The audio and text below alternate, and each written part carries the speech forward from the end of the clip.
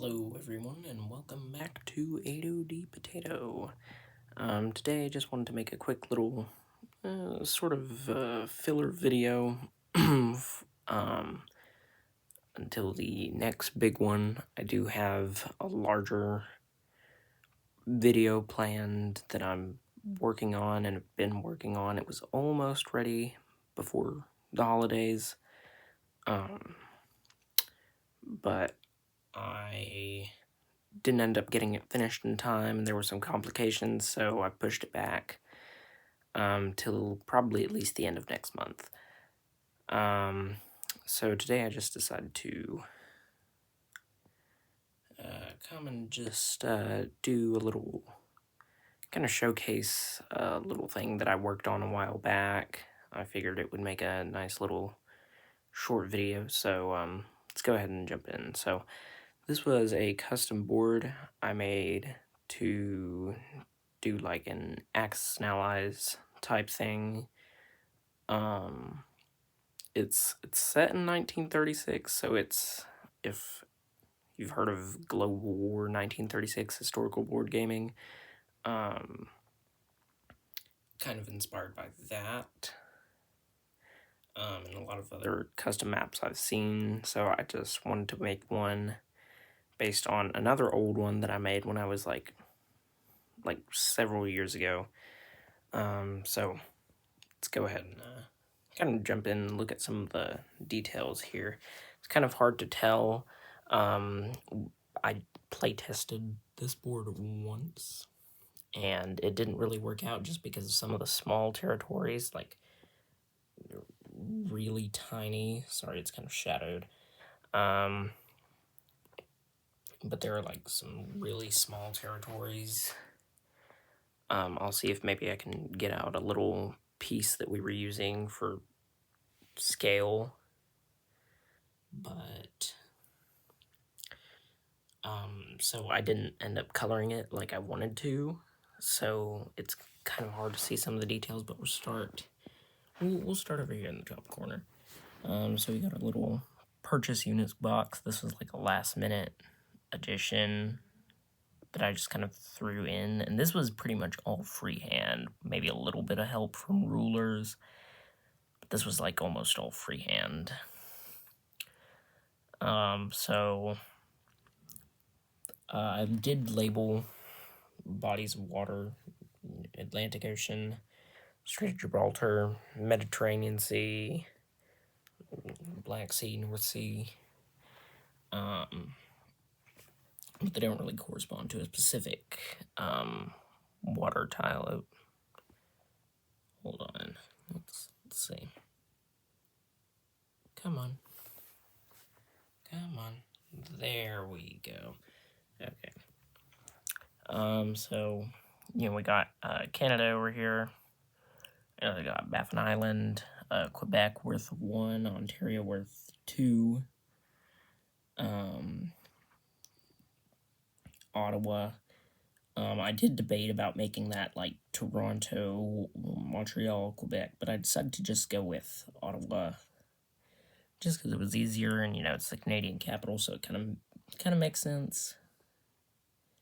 You got Labrador worth 1, Newfoundland, and the Canadian Maritimes worth 1.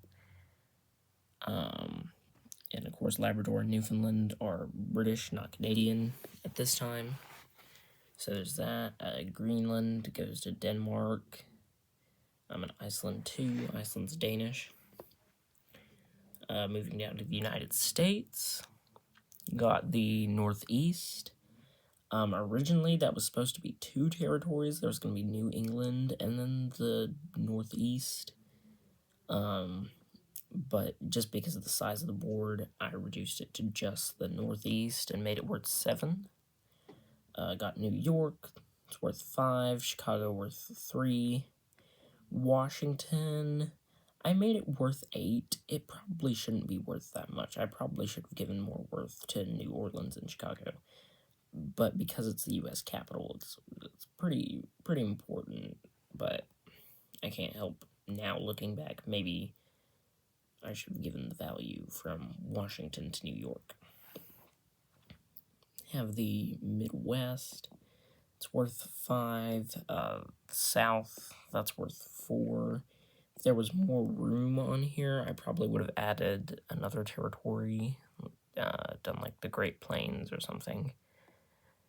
And of course you have the St. Lawrence, and the Great Lakes as its own sea zone. British Bermuda. Got the Gulf of Mexico. With the Bahamas, which is British. Cuba, it's worth 1. Jamaica, that's British too. Originally, this Hispaniola would have been Haiti and the Dominican Republic. Because of size constraint, I had to cut it down to just 1 territory, and I went ahead and gave it to the Dominican Republic. But if I would have had more room, I definitely would have divided that up, like I originally intended to. Puerto Rico, that's to the U.S., West Indies, and Trinidad, those are both British. Netherlands, Antilles, I debated about adding that one. I wasn't sure if I should, but I went and did it anyways. Got the Guianas. Originally I was going to give, I believe, that IPC value to British Guiana, but I decided against it, and I decided to give it to Dutch Guiana, just because the Netherlands over in Europe only is worth 1 IPC, so I decided to give it enough to at least buy an infantry, which in this costs 2, I believe. I did make up like rules for this, and I'll probably end up going through those some other time on here. Not today. So you got British Guiana, Dutch Guiana, French Guiana, all over here. If I would have had more room, again, I wish I did. I probably would have added like a Brazilian territory, but didn't have enough room. So we'll move back up here across the Atlantic. Got Greenland, Iceland, the Faroe Islands, those are Danish. 2 Shetlands, those are British. Got Ireland over here, worth 1. Northern Ireland. This is, like, that's one of those small territories where, like, it's really, really tiny. And it's part of what makes the board so hard to play on, especially when you're trying to cram, like, all these. And I'll talk about it when we get down here to, like, Belgium. But you have to cram all these little pieces into small areas, like the main theaters of combat. So we have Scotland, northern and southern England. Originally that was just England, but I split it in 2. I ended up splitting it in 2, and I regret not making Britain bigger. And London, worth 5. British capital, so that makes sense, and biggest city in Britain. Here, we'll come up here to the Nordics first. So we have, North Sea, Norwegian Sea, Danish Sea, have Denmark, that's worth 1. I considered making Copenhagen a separate territory, but I decided against it because it was too small. Then we have Norway, got Oslo, worth 2, Trondelag, and Narvik, worth 1. Sweden's got pretty good worth. Got Stockholm, worth 2, Norland, worth 1, and Göteborg, worth 1 as well. And Finland, Lapland, Oulu, worth 1, Helsinki, worth 2, and Viipuri, which I originally considered calling Viborg, like it is in a lot of the Axis and Allies games, and I think even, I can't remember, but maybe in Global War 36, I don't remember exactly if it's called Viborg in there or not, but it's worth 1. It was, I think, Finland's maybe 2nd or 3rd largest city, so it makes sense to have it be worth 1. Yes. Okay, we'll come down here and get to the more interesting parts. So we have down here, Iberia, we have Portugal and the Azores.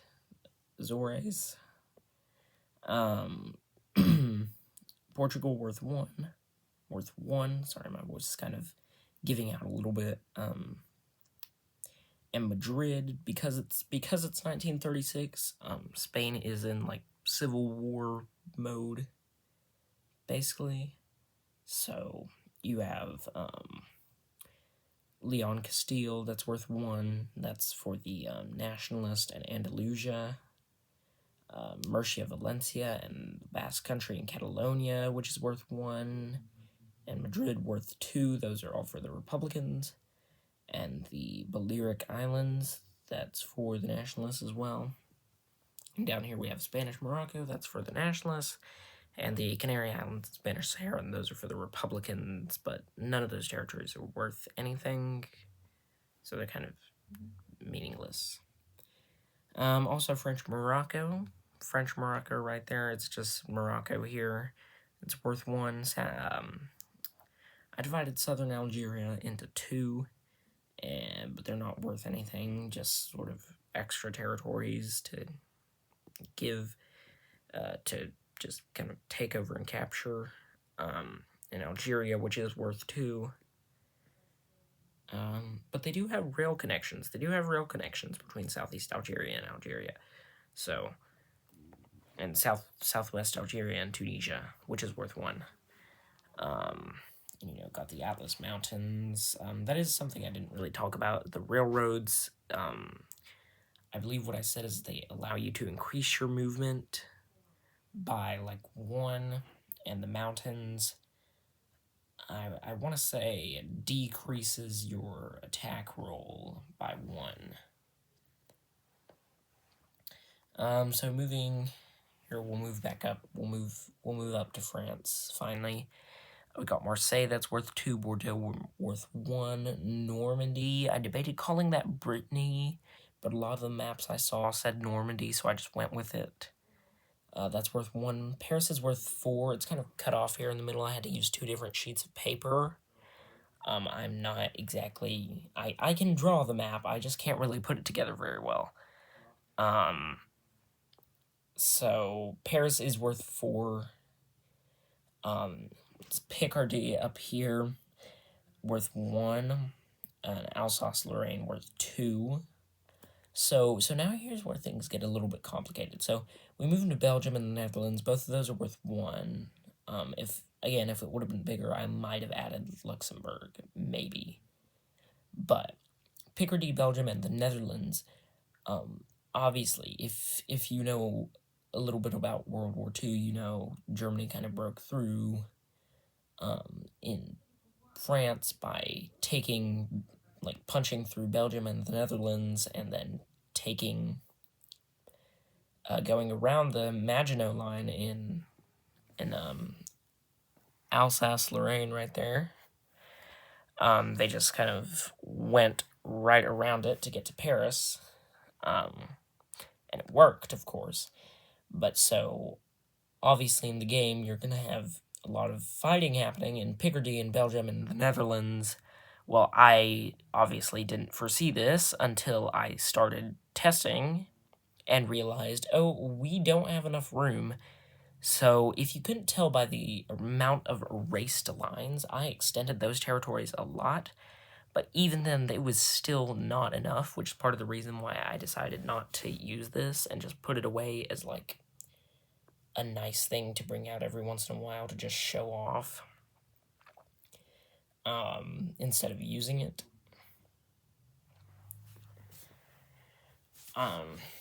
So, yeah, there were definitely problems, especially in, like, Belgium, Picardy. Those were, like, ended up being super filled up with troops and stuff, and so it was just a hassle. Germany, there's Western Germany, worth four. It's, you got your Rhineland, so that's pretty important, and thinking back on it, I probably should have taken one of Eastern Germany's and made it worth five in Western Germany, and made Eastern Germany worth, like, three. just because, you know, the Rhineland and the Ruhr, and it was super, like, industrial for Germany. Sorry. So, yeah, Bavaria worth 3, Berlin worth 8, you know, sensibly enough. Berlin, biggest city in Germany, you know, so pretty important.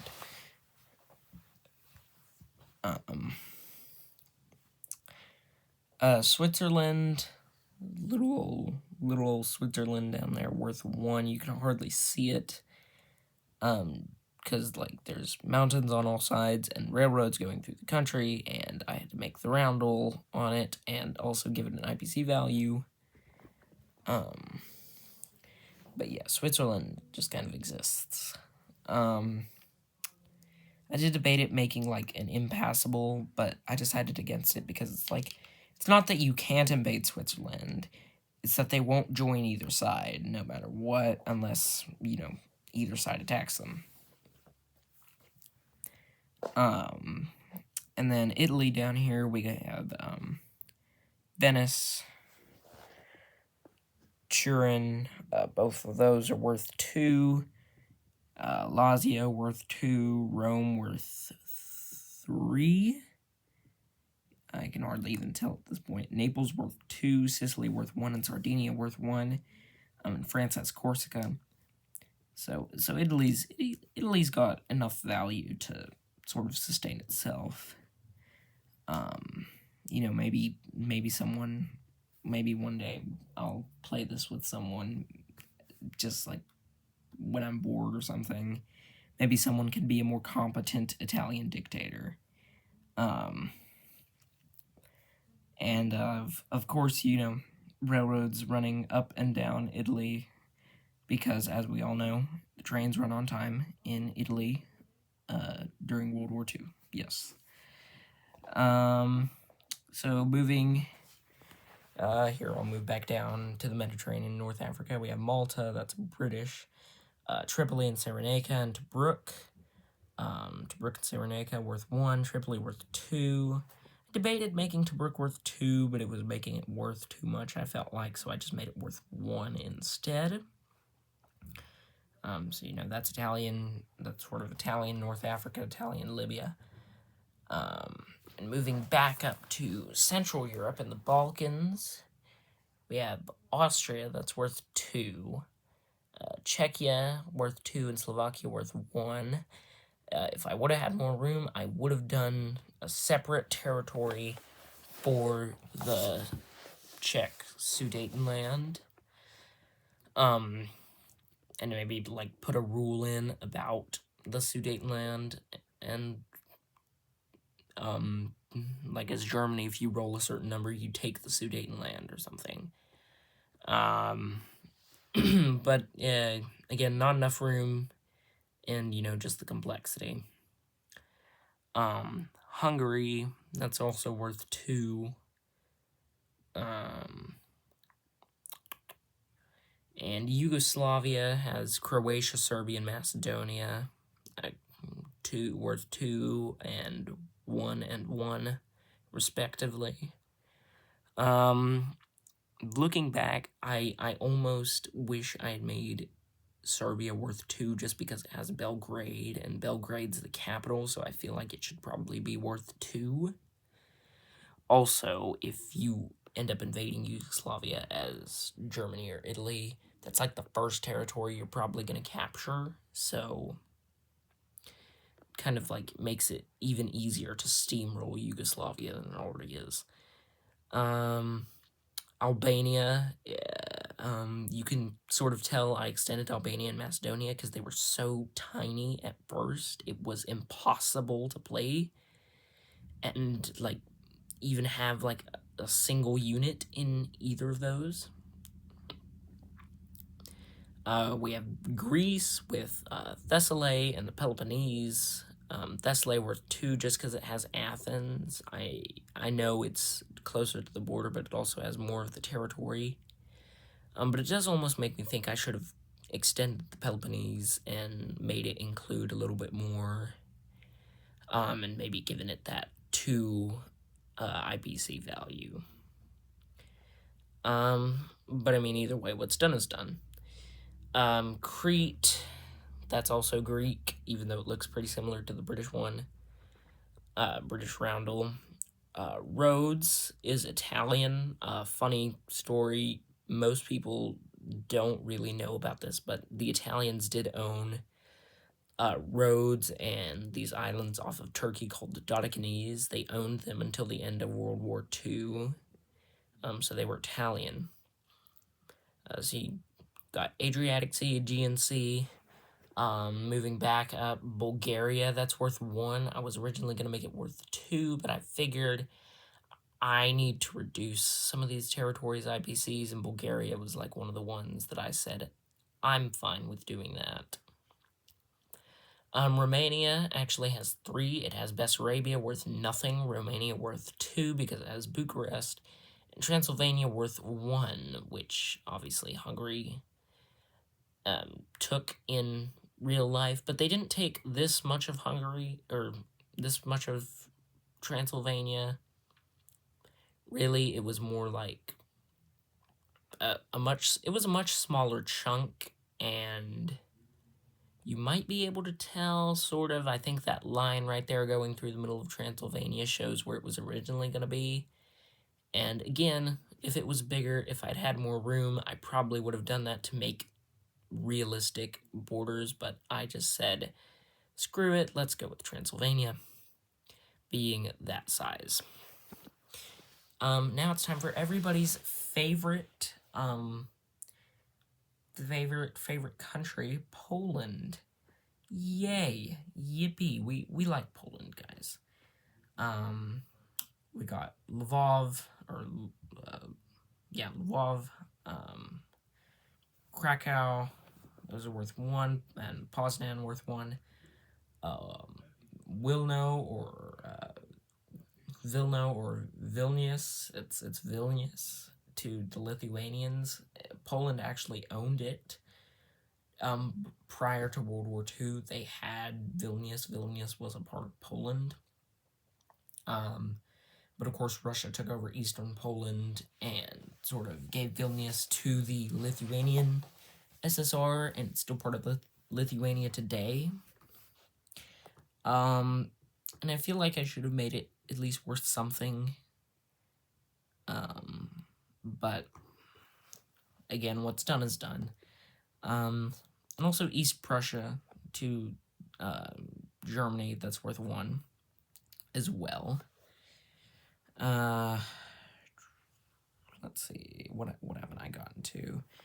Here, we'll go down here, we'll move up from the Middle East, from Egypt. So we have Western Egypt, that's worth 1, Upper Egypt worth 1, Cairo worth 2. I had to give Egypt some value. We have Sinai right there. I had to make that territory bigger and bigger without completely getting rid of the Red Sea, even though I probably should have just done it anyway. But yeah, so Sinai, and you got Suez Canal right through there. Palestine, that's not worth anything. Transjordan worth 1. Saudi Arabia, that's worth 2. Iraq, that's worth 2. And I feel like I maybe should have reduced Saudi Arabia's value, because I don't think they were super big on Saudi Arabian oil just yet. I think it was still flowing in a lot from Iran, because, of course, Iran was still, was still a monarchy. And it was, like, heavily British-aligned, so they could still siphon oil from Iran. So I probably should reduce Saudi Arabia's value.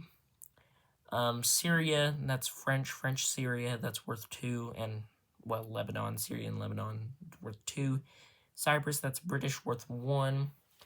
Here's Turkey, we have Istanbul, worth 2, Izmir, worth 1, Ankara, worth 1. Adana, it was originally worth 1.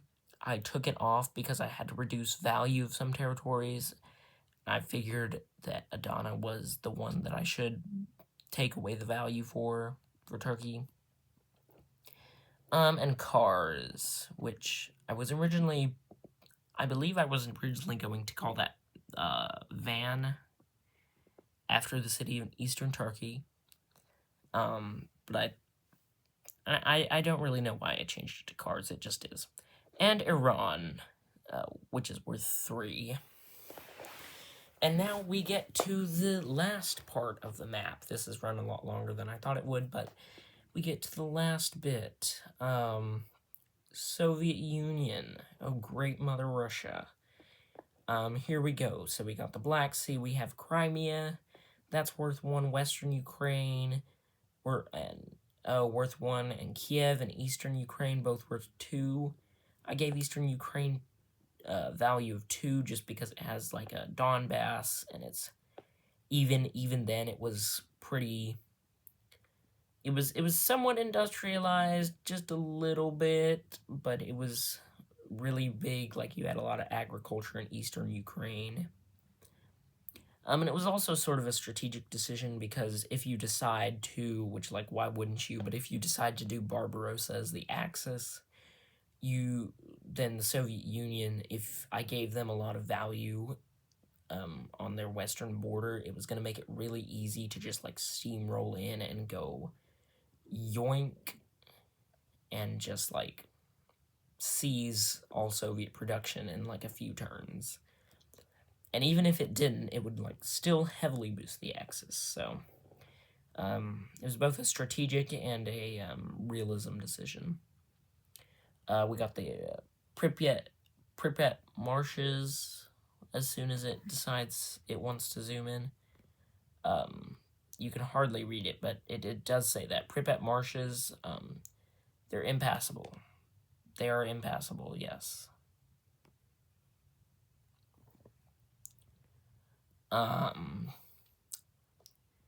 They have Byelorussia, that I believe that is how it was spelled at the time, was Byelorusia.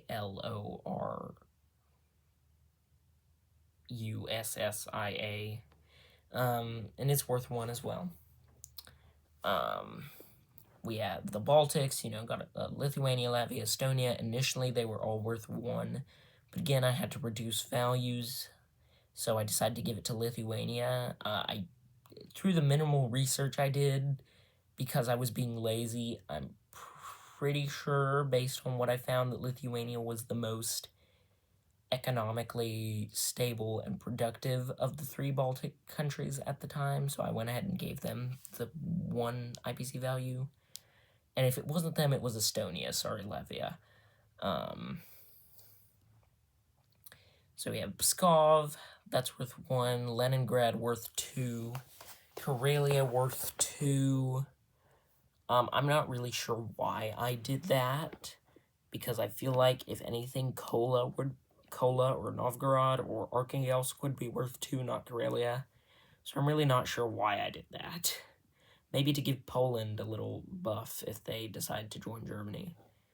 But, you have Kola worth 1, the White Sea, little sea zone for Lake Ladoga, and this canal, I can't remember what it's called, that goes from the Baltic to the White Sea. I did not do any research on what that was. I just saw it on a board and I put it on here for some reason. So it's there. Arkhangelsk worth 1, Novgorod worth 1, Yaroslavl worth 1, Siberia, that's worth 2. I went ahead and threw that in there just because Siberia is so massive, and obviously, things continue beyond this map.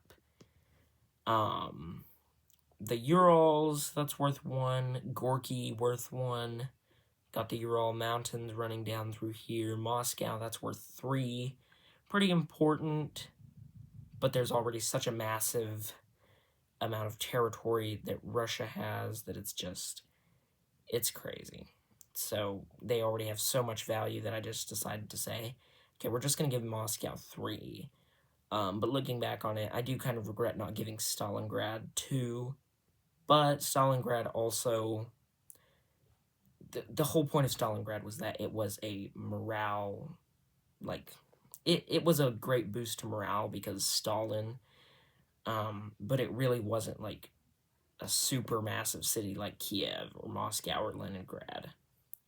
Bryansk worth 2, Voronezh is 1, Caucasus, that's worth 2, Kalmykia worth 1, Transcaucasia worth 3, Turkestan worth 1, Voronezh, I think I already said that, that's worth 1, Ural-Kursk worth 1, Ryazan worth 1.